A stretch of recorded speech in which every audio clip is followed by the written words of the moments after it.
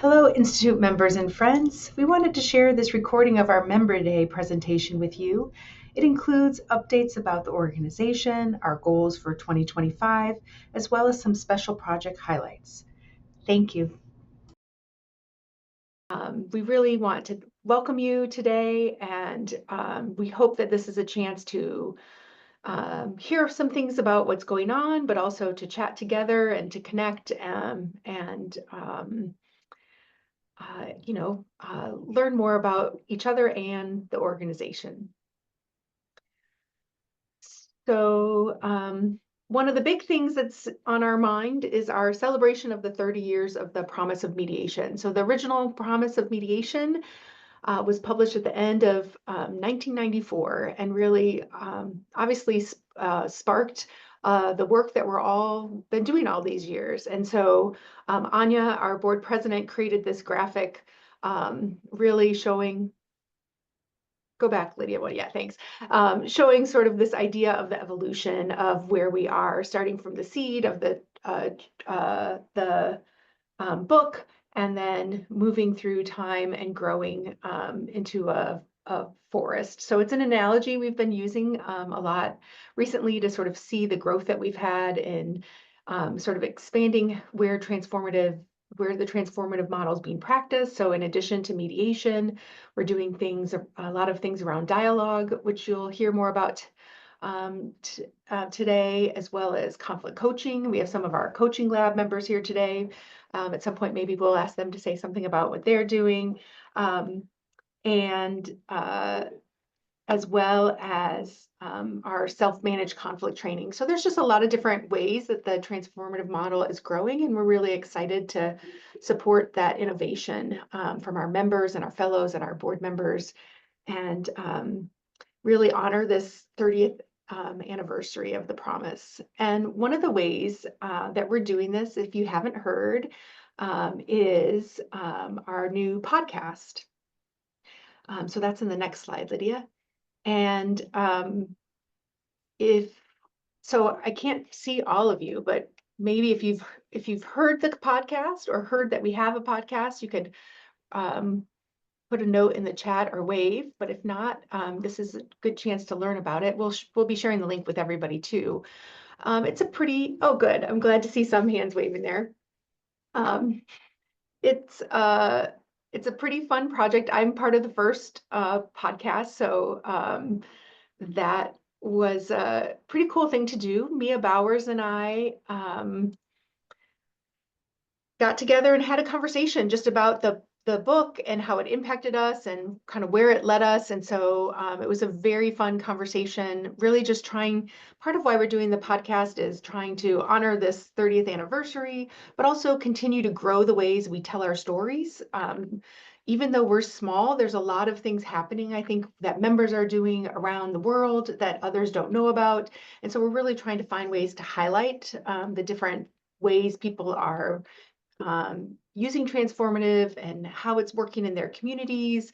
And so the podcast is our sort of start of that. And we're starting with the celebration. So we have one episode complete, and we have a second episode that Tom Walreb and who's here today, and Anya Bekink, our president of the board, have recorded. And then pretty soon we're going to be recording a conversation with Joe and Baruch, if all goes well, for the two of them to talk a little bit about their story and some memories of writing the promise and what it means to them now. So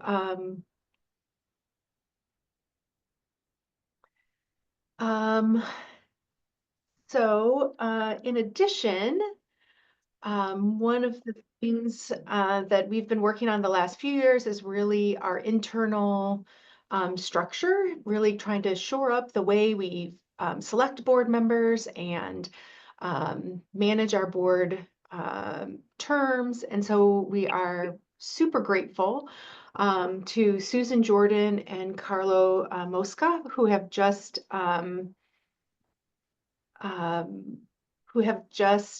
finished their terms on the board. Both of them have been on the board for a number of years.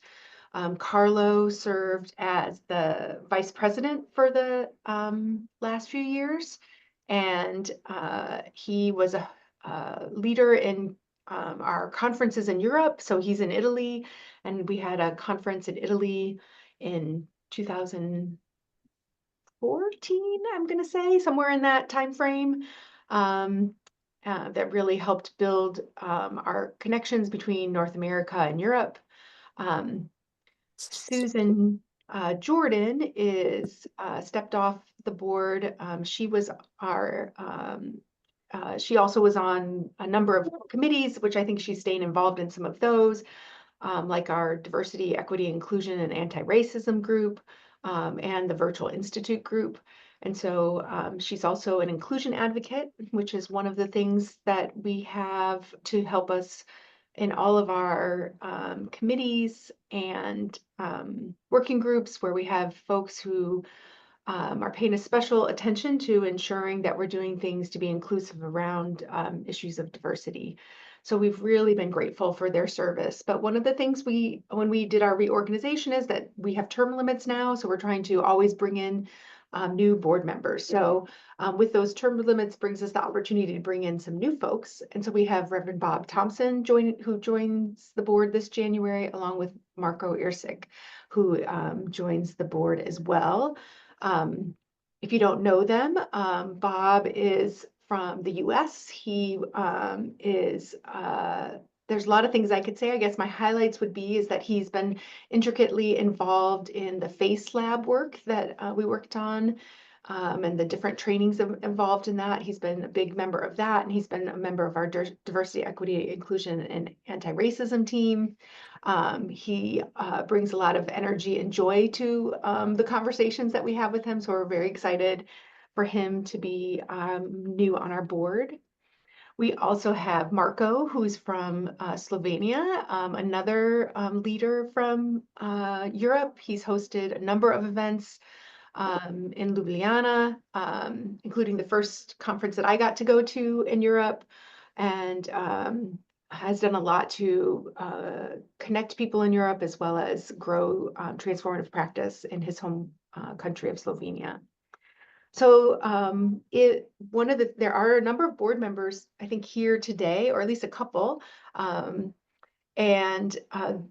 one of the things that we want to let all of our members know is that these board members, give their time and talent to the organization, and because of our new structure, we're always looking for new board members. So if it's something that intrigues you or you want to know more about, we're happy to talk with you about that in case you're interested in either being on the board or joining one of the other working groups.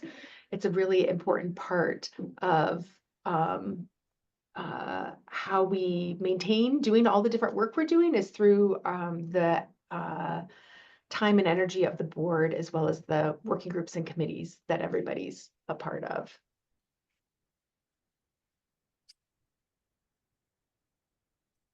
Right. So I want to spend a little time talking about sort of the areas of focus for the coming year. And so I again, welcome any questions or comments or additions from folks who are involved in these things as I talk about them. So Janet, could I make a comment? Yeah, please. So you just were talking about the board, and I appreciate seeing the folks that have just rolled off and or resigned from the board, and the new folks, and I think not sure what I want to say, but about the board, but each year, and I guess I point out that because of the new reorganization, my time is limited. I'm probably be going soon now, and I really welcome the opportunity to make space for other folks on the board.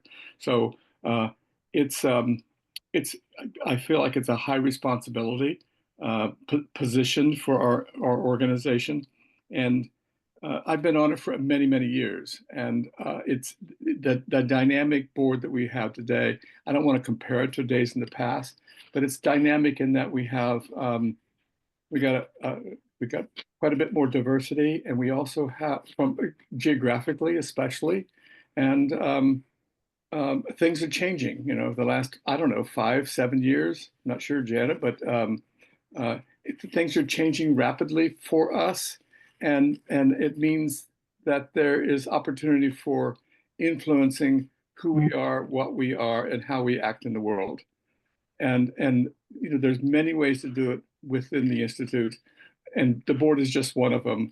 So, you know, my encouragement as a board member is to, you know, be interested possibly in the board, but also know that because of the dynamism of our current um, our current the current time we're in, this is an exciting time to be part of the Institute, and you know, get involved and ask each other about how you can, and you know, where your interests are, because if we don't know you and we don't know what you need, what you want, what you can contribute, you got to talk to us. We are open to you. That's it, Janet. Thanks. So, you know, and we've been saying this for a number of years, but we're really focusing on continuing to strengthen the organization, in particular with a strong financial foundation, because we have for a long time been able to use some of our financial reserves that we've had for a number of years that came in from our work in the early times of the Institute. So we've been really working hard to find new ways to support the organization. We're pretty, you know, we have 2 part-time folks. Everybody probably knows Lydia because she's the connector of all things online. So if you haven't met her, you've at least exchanged comments with her. So she is our part-time staff person, really managing a lot of the day-to-day operations and all of the virtual institute events. And then myself, I'm part-time here, like a third time working for the Institute. So between the 2 of us, we managed to support all these different groups and activities. There's a number of different ways that we have a new task force of the board that's been working for a few months now, that's really working on these sort of tangible ways to continue to ensure that we have the financial needs met of the organization while also meeting the goals of the organization. So it's a balancing act, trying to understand those 2 different things. But a big part of what we've done in the last few years is adding membership. And so our membership has been a key component into being able to support the work that we're doing. And it's been a great way for folks to connect with each other, whether that's through our member cafes or different online events that members are able to attend and really kind of connect and grow with each other.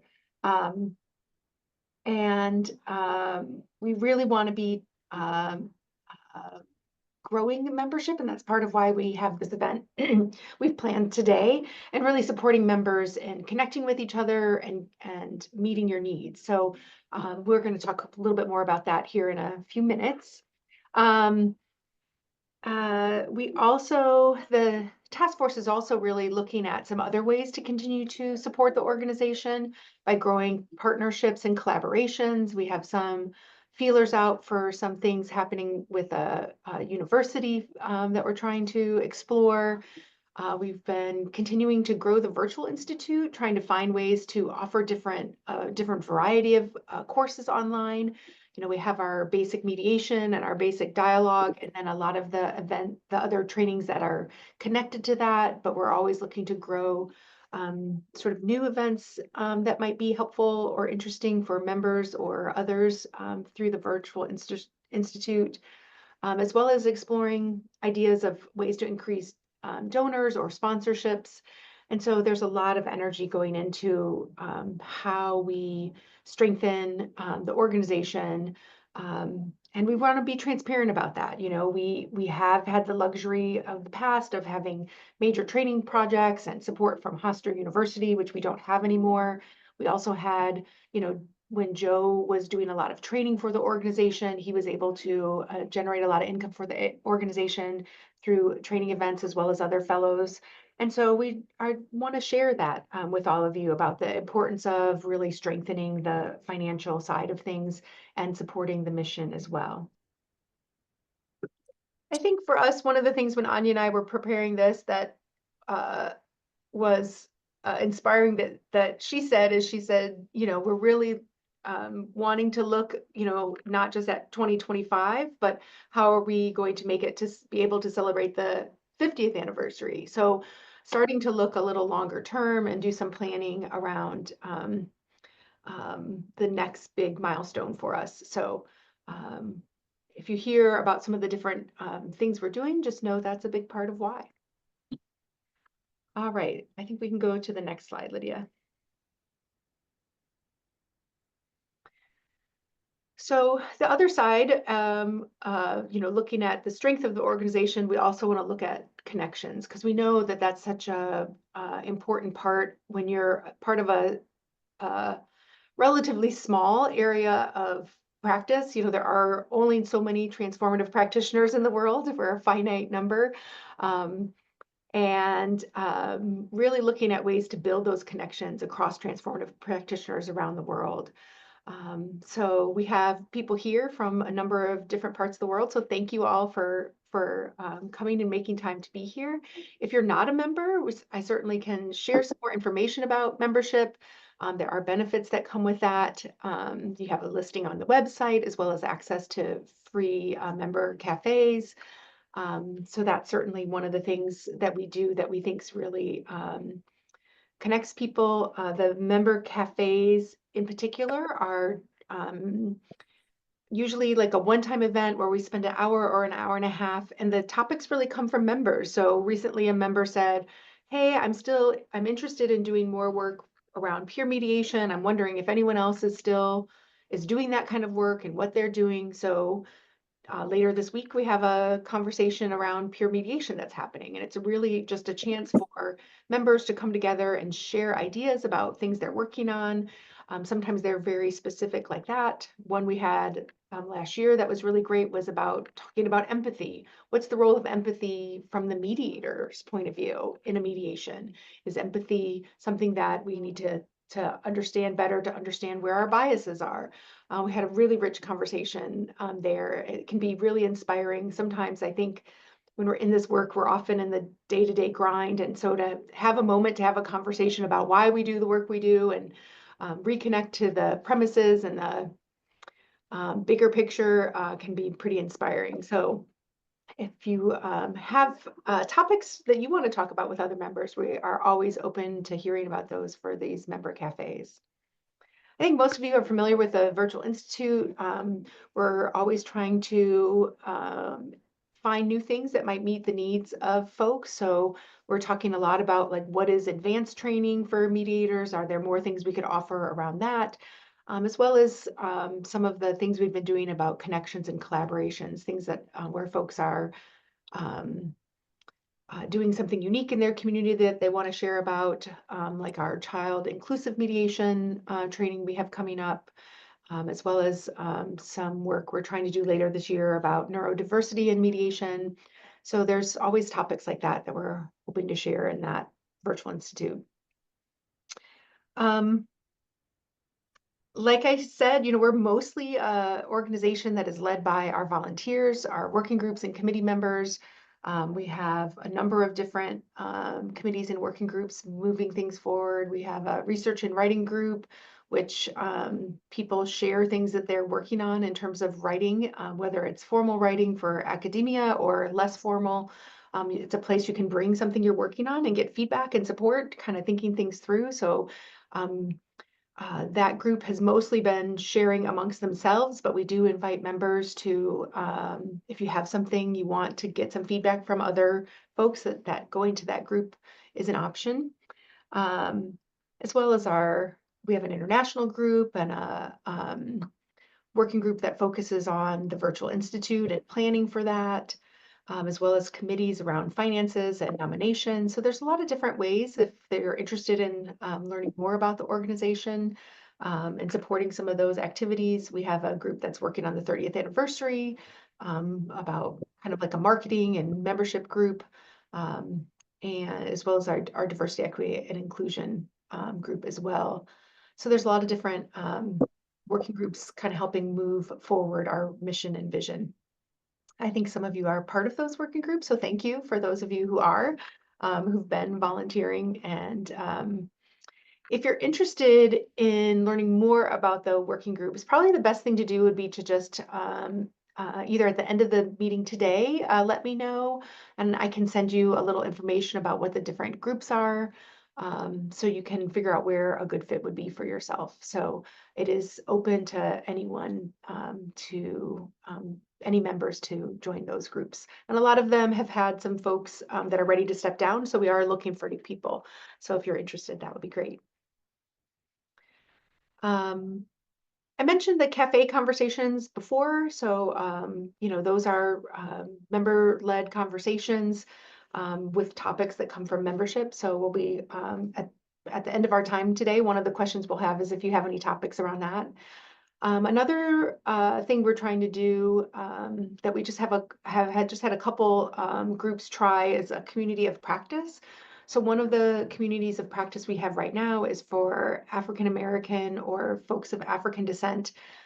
They have a group that's meeting monthly to talk about their experience as mediators and to share challenges and learn from each other. So they've been meeting for over a year, once a month, as a group to connect and build a community.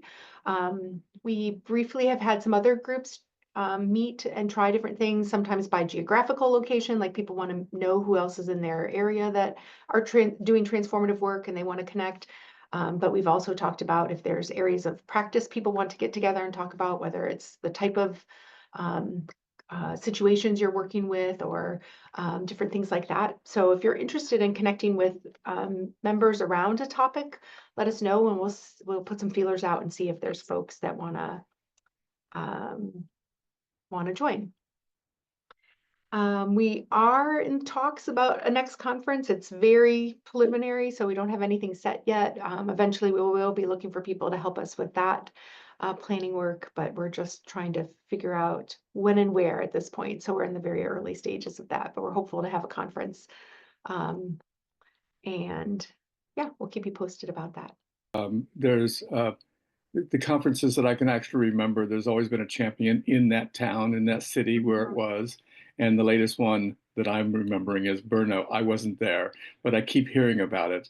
The energy in that community with the people that are involved with mediation. And from my experience having a conference in Dayton and I don't know, Dan in Minneapolis, it's pretty exciting for us and a pretty powerful boost to our experience, meeting people and increasing the connection between all of us and increasing our footprint in our own in our own communities. So it's a pretty exciting thing to do if you can do it. And when you step forward, there's all kinds of people that show up and help you. So you're not alone as the champion of your particular community.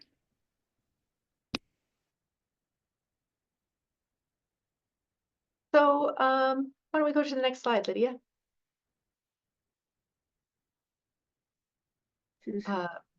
Anya made this lovely little graphic pulling all of our photos from the membership page. So if you are a member and you don't have your photo there, you can add your photo to your membership profile. And it's pretty cool to see this just lovely slideshow because we know how important our members are and how important the people we're connected with are. So we really appreciate all of our connections, whether you're members or just folks who join in other ways too. Why don't we show the next slide and then we'll go off screen for this. Well, I knew this was in here somewhere, but as I was talking about the working groups, this is our structure organizational chart we made a few years ago. It probably needs a few tweaks, but it's pretty close to accurate. In particular, the different working groups and things that we have at that bottom row there: the research and writing group, the development and finance group, training design, virtual institute, the DEI, our international belonging group, and our marketing membership group. So those are a number of the different groups we have there. And all the different little colors show how members and board of directors and fellows participate in all of those different levels. So why don't we go out of shared screen and take a moment just to check in. Anybody have any thoughts on their mind? We're going to hear from Winnie next to talk a little bit about another project. But before we do that, I just wanted to take a moment to pause and see if anybody had any questions or comments. All right, so Winnie, why don't I turn it over to you? Okay, thanks, Janet. Janet and Lydia asked Basha and I to give a kind of an overview of a new training that we're doing, focusing on international assessors. And this training is actually building on the work that was done by Jim Antes, Judy Saul, and myself a number of years ago. But recognizing the need for mediators to be assessed in their first language. And so the participants, and it's a major time commitment, and I see a couple of the participants on the screen today. It's a major time commitment, and in exchange for the training, they've agreed to translate all of the training material at the same time they're going through the training, with the expectation that once they successfully complete the various parts of the training, that they'll be in a position to eventually train other assessors in their first language. So, and they're going to translate all the training material, the forms, the certificates, everything that there is, and certainly technology has helped to make this possible at this point in time. The languages include German, French, Dutch, British English, Czech. We have had two assessors who have been working in and been able to offer in Italian and French for some time. That would be Carlo in Italy and Basha offering French. So the structure of the training is there are 4 2-hour Zoom sessions with homework in between. And this is a multi-step process. And the first step is the Zoom training, and followed by the opportunity for the new assessors to actually do live assessments with a mentor. And that's pretty much the structure that we followed from the first real group training was done by Jim Antes. And Janet might know when that was, but it was a number of years. I see her questioning. That was, Jim trained, I think, 6 assessors, and pretty much individually. So our training, working with a group of 8 new assessors, is a little bit different, but we've drawn heavily on the earlier work that was done. Successful assessment and certification is a valuable credential that people appreciate. They want to go through the process. It demonstrates a commitment to the transformative mediation practice.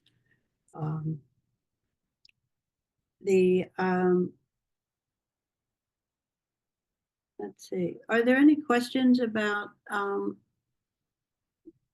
the training, or actually any of the participants want to make a comment about the hard work you've been doing?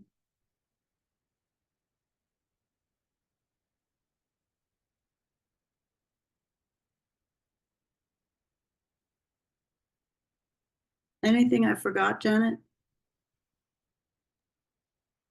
So I think that's a pretty good overview. Yeah, it's been a effort in the making, so we're excited that the class has started. So that's pretty cool to finally get to that point and have this new group really enthusiastically helping. And we certainly are continuing to think about other languages that we should be connecting with. So I know we don't want to get ahead of ourselves, but we're thinking about that too. So yeah, I really appreciate that. I should say that Basha and I are leading the training, and Jeff Shepherdson has joined us. Jeff will be a mentor because part of the process is the new assessors working with mentors. So the three of us will be working with the new group as they move forward.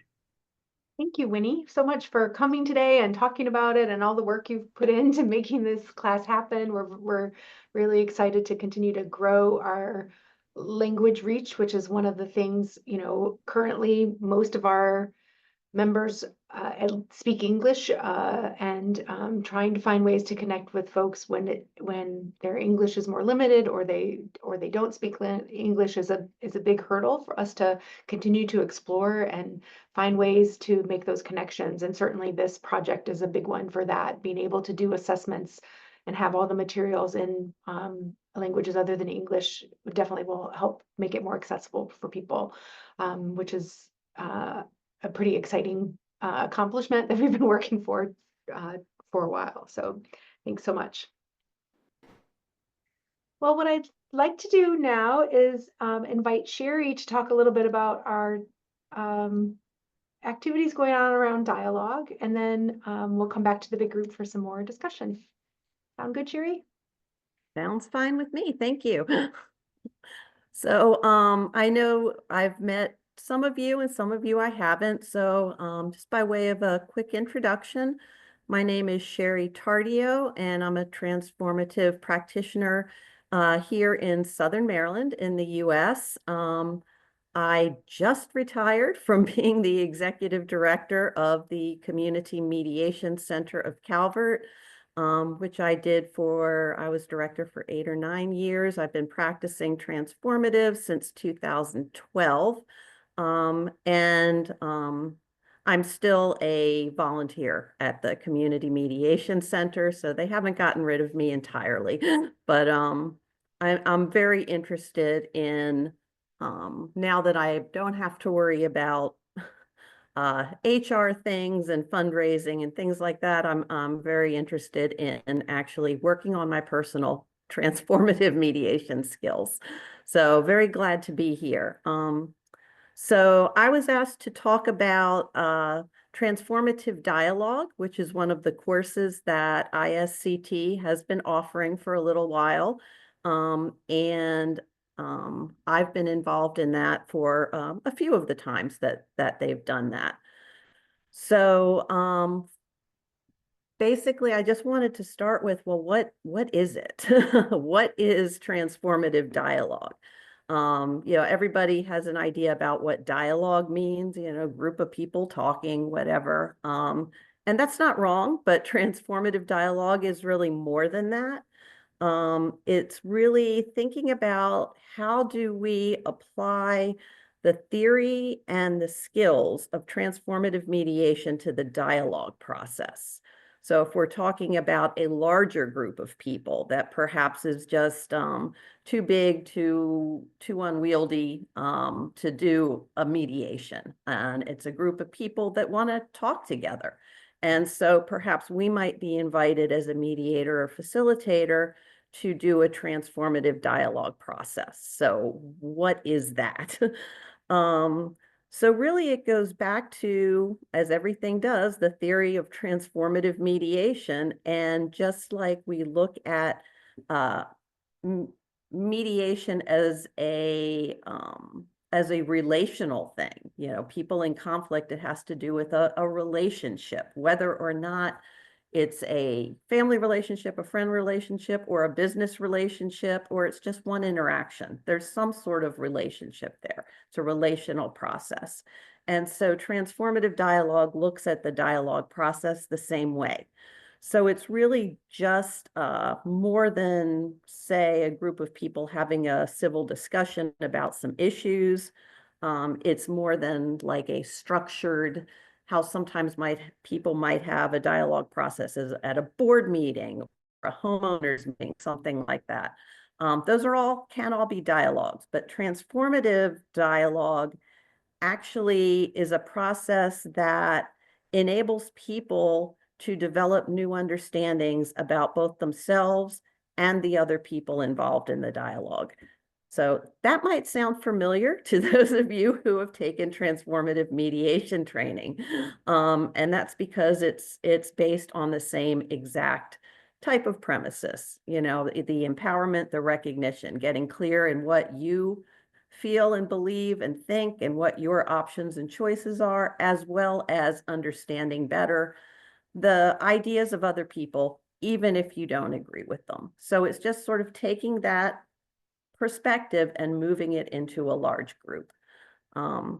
Anybody actually who's been involved in this, feel free to jump in and add to what I'm saying at any time. So I am certainly by no means the expert on transformative dialogue, but this is how I've experienced it. So basically you're enabling people to get clarity within themselves and to understand the other people better in the process of talking about a conflict or some issue or a situation that group is experiencing. So during the process of a transformative dialogue, and you know, that dialogue can be just like mediation. It can be one session, it could be multiple sessions, but it allows people to test out new ideas, solve problems they may be having. Like I said, get some clarity about their own thoughts, really practice listening to and responding to other people from a place of increased strength, and build relationships. So those are some of the things that can happen in a transformative dialogue process. So how do we do that? It is, the skills that are used are the same ones that we use in transformative mediation. I'll start with that. So if you've taken transformative mediation, you've got a great grounding in the skills that you're going to be using in transformative dialogue.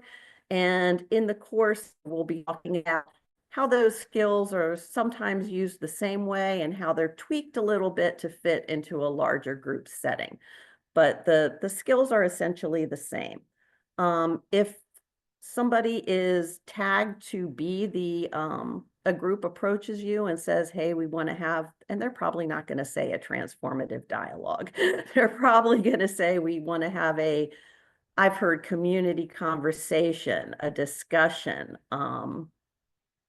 things like that. So part of what we do, if we're going to practice in a transformative dialogue way, is to educate the person who comes to us about what it is we do, what our process is, so they can decide if that's what they want. Again, similar to transformative mediation, we explain the process, what's going to happen, so that they can decide that, yeah, that sounds like something I want, or rather not, I'm going to go someplace else.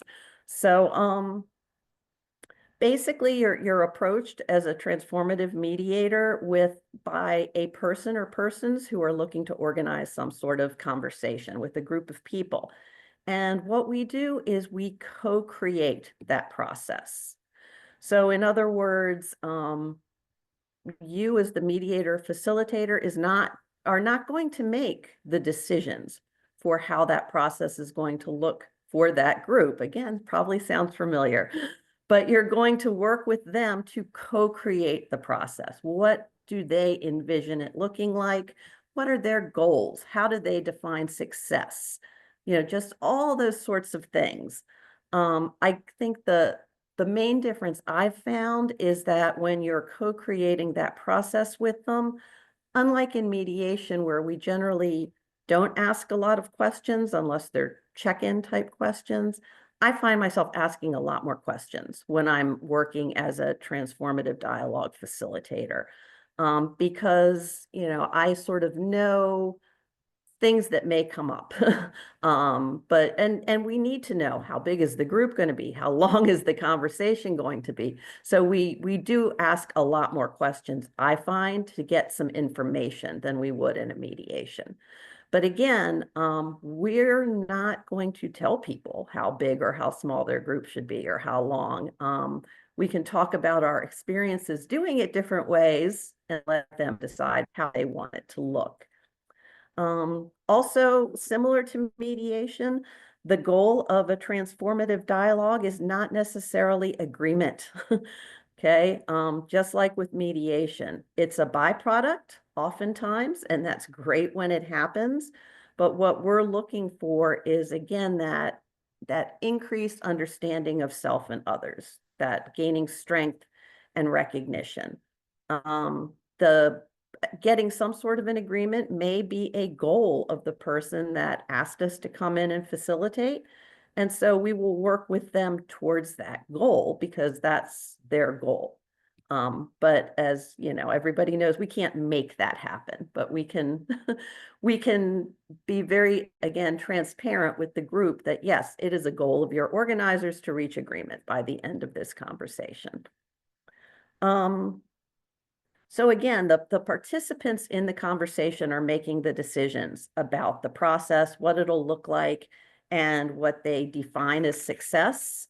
And typically, to set up something like this, it goes in stages. So there are usually several preparatory meetings that we have, either with the initial person or persons who approached us, and then perhaps with a smaller subset of the group, if there's a board or something like that that wants to be involved before that big meeting happens. So it's stages.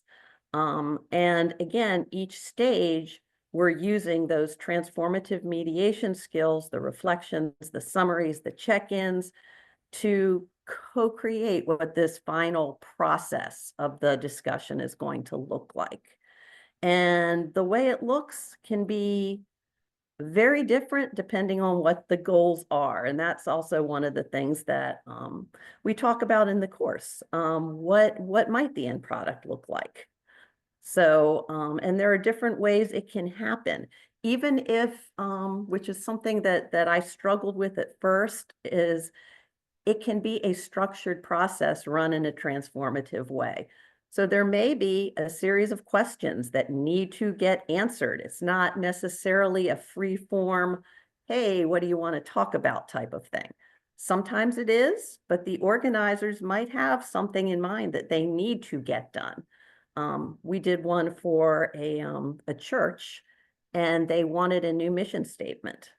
And so they had a very specific goal in mind, and they wanted a specific product when the conversation was done. So to some extent, it had to be a very structured process to get to that endpoint. However, within that structure, we were using the same transformative skills that we always use. So it's, I think it's really fascinating how they can all look totally different, and how even within a structure, you can still be supporting conversations. You can still be reflecting people, summarizing, using all those skills to help them gain clarity. Let's see, the course itself.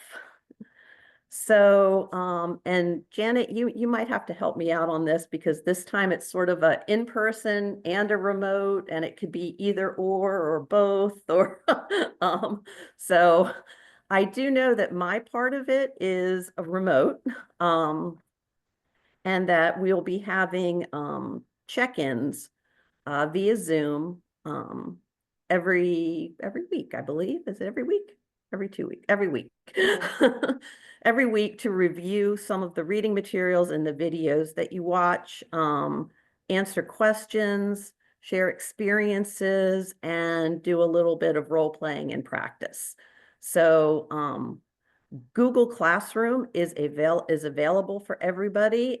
If you're interested, please check that out. That's where the course kind of lives.